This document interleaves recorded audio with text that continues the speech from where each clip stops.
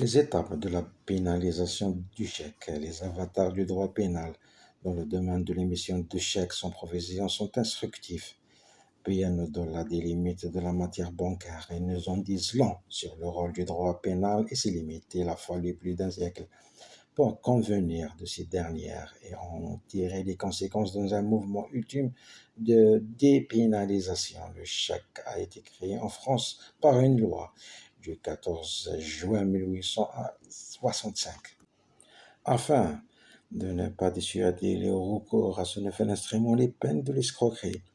Dans le projet de loi de 1864 avait proposé qu'elle fût applicable à l'émission du chèque sans provision n'ont pas été retenues par la loi de 1865. Il était simplement prévu une amende de 6% du montant du chèque émis sans provision, ou bien sans date ou avec une fausse date. Cette sanction n'était de toute évidence pas assez dissuasive.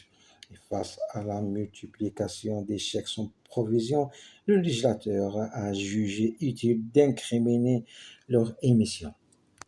Ce fut chose faite avec la loi du 12 août 1917, appliquant les peines de l'abus de confiance au nouveau délit, qui était l'émission du chèque sans provision et le retrait de tout ou partie de la provision après l'émission du chèque.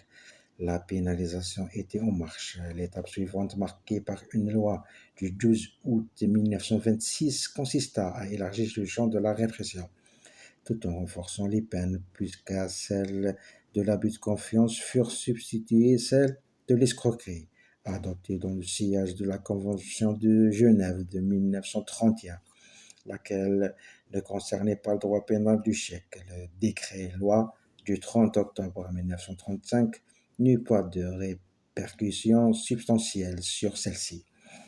Il ne faut toutefois guère attendre pour que la répression s'accentuât en la matière. En particulier, le décret-loi du 24 mai 1938 incrimina l'acceptation de mauvaise foi d'un chèque sans provision dans le même temps d'ailleurs qu'il facilitait l'exercice de l'action civile.